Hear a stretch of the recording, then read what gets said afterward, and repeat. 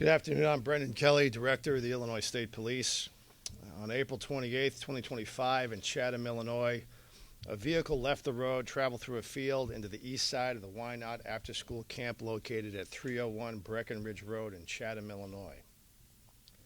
ISP and numerous other first responders responded to this crash scene. An ISP investigation of this incident has been underway nonstop since the moment of the crash, and we are now able to share additional information with the public without interfering in the investigative process. At approximately 3:20 p.m., the vehicle traveled through the building, striking numerous individuals before exiting the other side. 4 individuals were killed in the crash. 7-year-old Alma Buhner-Kempe, 7-year-old Catherine Corley, 8-year-old Ainsley Johnson, and 18-year-old Riley Britton. There are additional children that were injured in the crash and were taken to the hospital, and some of them have been released. The specifics of that we're not going to share at the request of the family and the parents of those children. The driver and sole occupant of the vehicle, a 44-year-old female, Marianne Akers of Chatham, that information has previously been provided to the public, was transported to an area hospital for evaluation where she provided blood and urine samples and was released. In addition to the ISP Division of Patrol quickly responding to the crash scene to help victims, to support first responders providing medical care, and to set up a perimeter to make sure the scene was secure, ISP has dedicated all our available resources needed to investigate this crash. ISP Crime Scene Services and Traffic Crash Reconstruction officers have been collecting evidence, reconstructing the crash scene using photography, drone video, diagramming, and analyzing information obtained from the vehicle's computer.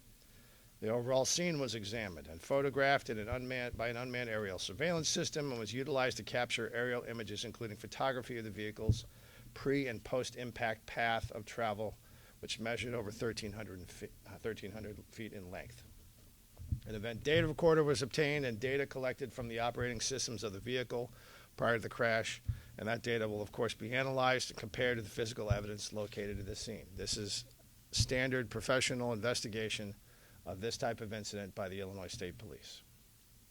Numerous ISP special agents have been conducting a tireless and thorough investigation that includes interviewing dozens upon dozens of individuals, reviewing calls, video, reports from other agencies, of course, medical records and tests, and countless other evidentiary leads. The Illinois State Police Division of Forensic Services analyzed the blood and urine samples that were provided by the driver. At this time, we can report initial preliminary toxicology test results were negative for alcohol and negative for controlled substances. The analysis is a comprehensive panel that tested negative for all forms of alcohol, including negative for acetone, negative for ethanol, negative for isopropanol, and negative for methanol, as well as negative for controlled substances, including negative for benzodiazepine, negative for amphetamines, negative for cocaine, negative for opiates, negative for cannabinoids, and negative for phencyclidine. Some evidence has been developed indicating the possibility of a medical emergency leading up to the crash. However, the investigation of this information and other evidence has not yet concluded and will continue until all leads and research has been exhausted. Throughout this state police investigation, we have been in close contact with the victims or victims' families, and we have continued to work very closely and professionally with the Sangamon County State's Attorney, John Milheiser, and his outstanding team. The investigation is ongoing, and no charges have been filed. The entirety of our investigation, all evidence and all ascertainable facts, will be submitted to that office for review at the conclusion of our investigation for a determination of what charges, if any, are appropriate under the law. As always, ISP is not alone when confronting these challenges. ISP responded, of course, but with Chatham, Springfield, Pawnee, Sherman, Auburn, Rochester, and Springfield Park District Police Departments, Chatham and Springfield Fire Departments, the Sangamon County Sheriff's Office, the Sangamon County Coroner, American Medics First Ambulance Services, Arch, Air, and Saints Flight, the Red Cross, and other first responders. And I want to thank each and every one of them, many of whom are standing here with us here today.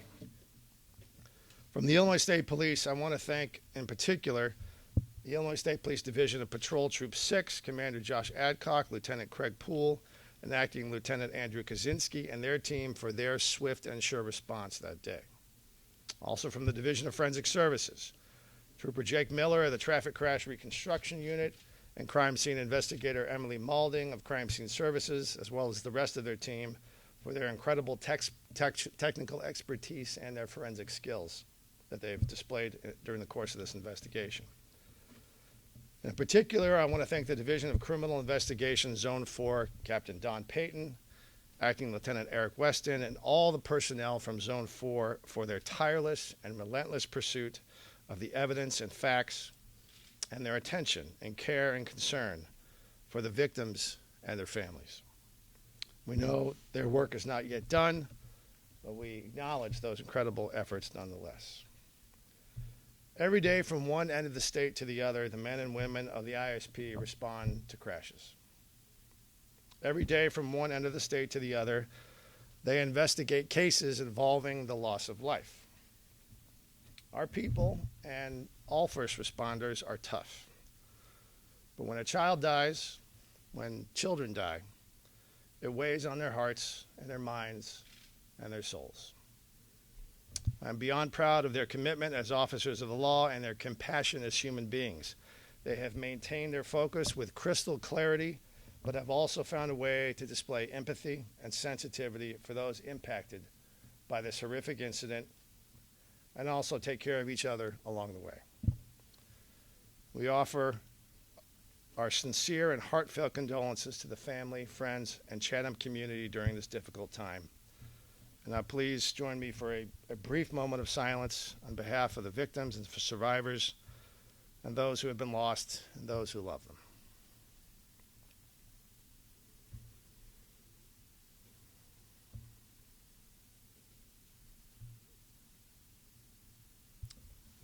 Thank you. Now I'll take whatever questions I can. What evidence do you have of a medical emergency? What are the steps you're taking to confirm or? Yeah, so as I indicated, the investigation is ongoing, so we're not going to get into the specifics of what those pieces of evidence are. To do so, I think, would interfere in that process. We also want to make sure that we're following whatever leads we get objectively and not necessarily reaching any conclusions, because ultimately it is the state's attorney's office that will have to take whatever those facts are and apply them to the law. So we're able to share what we can to make sure the community has some awareness and we provide a level of transparency, but we also have to make sure we're balancing that with the needs of the investigation. Yes, sir. Yeah. Was it 1,300 feet from the moment she left the road through the end of the other side of the building? Well, as I said, and I'll refer back to specifically what my comments were about what the length of that is, and I'm not sure exactly what you're asking, but I'll just, if you look back at what I said and how I described that, that's the price. Not going to share that with you at this point, because that's, again, part of the overall traffic crash reconstruction process. And again, we don't want to prejudice any of that process at this point. Yes, sir. Director, is a quote that she may have suffered a medical emergency? So as I indicated, there's some evidence that has been developed that indicates that's a possibility. But when, again, the process is still ongoing, the evidence is still being developed, and there's a lot of work still to do, and we're going to keep doing that until all possible leads and explanations have been exhausted. But there's some evidence that may indicate that, but that is not conclusive yet. Yes, sir. Director, you indicated that the driver had cooperated at the hospital and provided those samples. Correct. Is the Illinois State Police still in communication, in constant communication with the driver? Is there any indication that there would be future cooperation as part of this investigation? Well, again, that's not something we're going to share because that's part of the investigation. That process is still ongoing. That's something that we're not going to discuss in this context, because how that unfolds is yet to be determined. Director, thanks Yes. for the opportunity. Yes, sir. Early on, we were told this is not a targeted attack. Now, to the extent you tell us, how were you able to eliminate that, and is that still the case? Sure.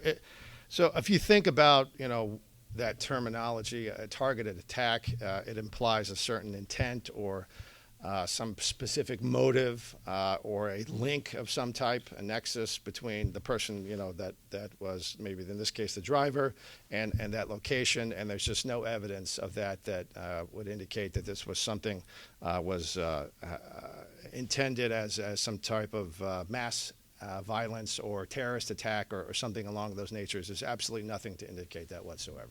Director, the building owner of Why Not posted on Facebook saying that troopers were there with her, holding her while she was crying. How does that speak to the integrity of your troopers and just the integrity of law enforcement overall? Well, I appreciate that you asked that, and I appreciate that you mentioned integrity, and that is one of the core values of the Illinois State Police. Obviously, they are incredible human beings that do this type of service, and they're human, though, too. And they see when people are suffering, and they're not just responding to the emergency and dealing with the situation at hand and ensuring that the integrity of the crime scene is not disrupted in any way. They're also just seeing human beings that are in pain and doing what any good person would and trying to comfort them.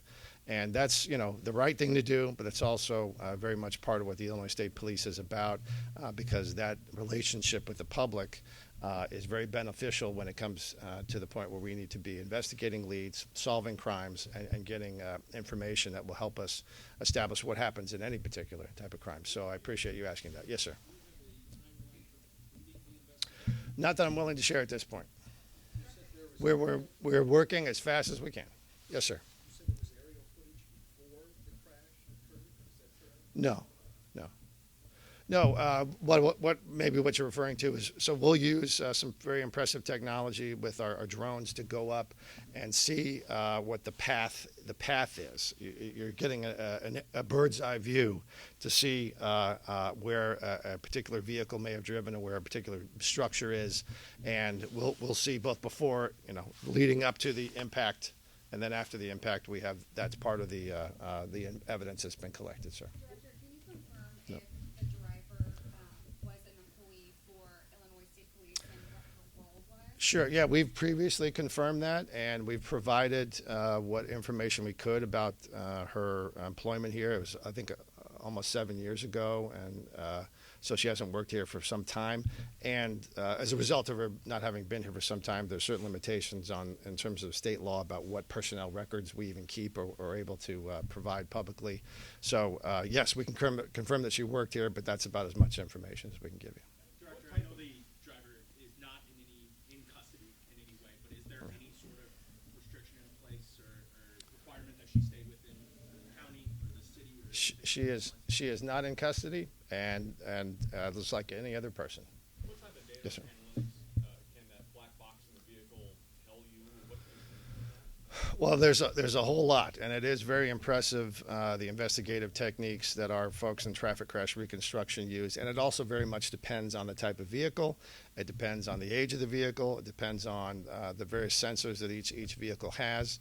But not going to get into specifically what that may reveal in this case. Again, that's factual information that the prosecutor will have to look at in its entirety.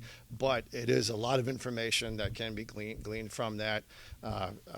Speed, the way the car was moving, the way different parts of the engine may have been operating at a certain time, and then all that will be taken into context of the additional evidence that was gathered at the scene combined with the physical evidence. So it is a lot, but it doesn't necessarily mean it's going to tell you everything. It's not a magic tool that will solve every crime, but it is circumstantial evidence that, along with other things, can be considered. What was the response time, and do you know who first reached her?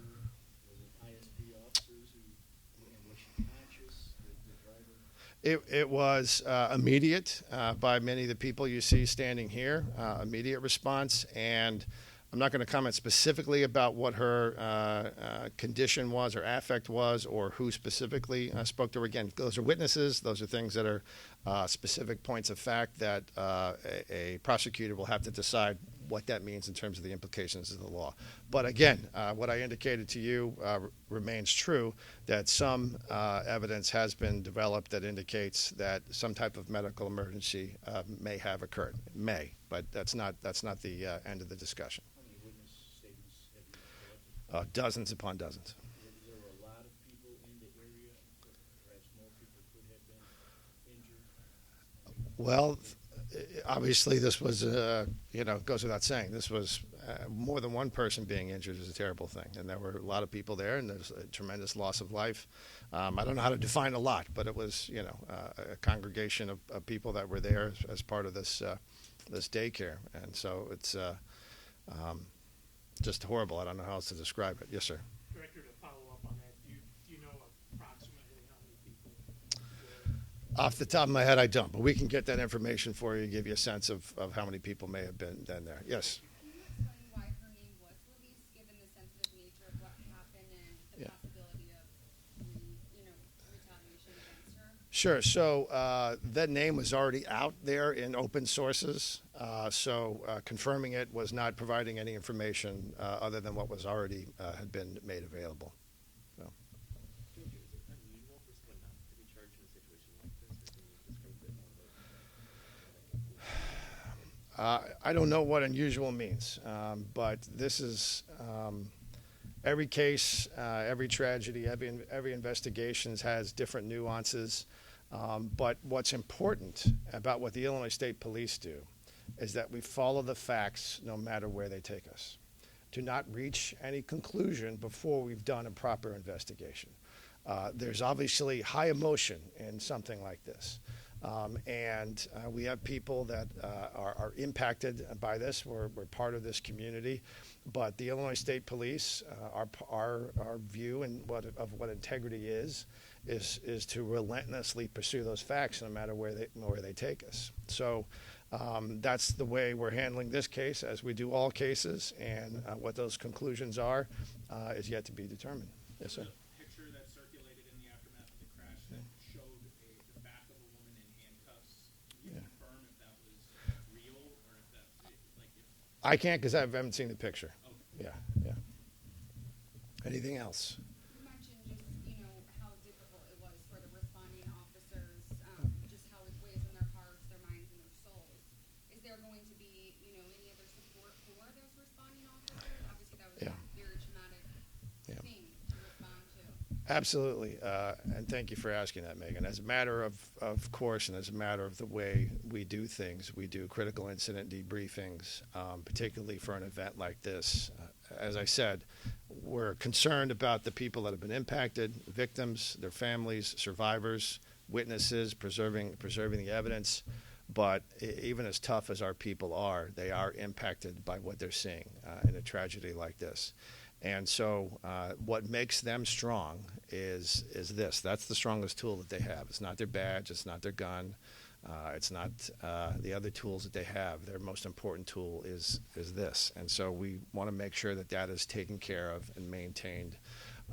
And these guys do a great job of lifting each other up and getting themselves through these difficult things. But we have systems in place, we have services in place, and we have a pretty deliberate process to make sure that we're debriefing and people are looking after each other. We can always do better.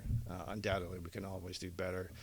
But one way you can help us to do better is to, if you see a police officer, thank them just for the stuff that they have to do every day. Because it's not every day they're dealing with things like this that are so clearly and specifically an awful, awful circumstance.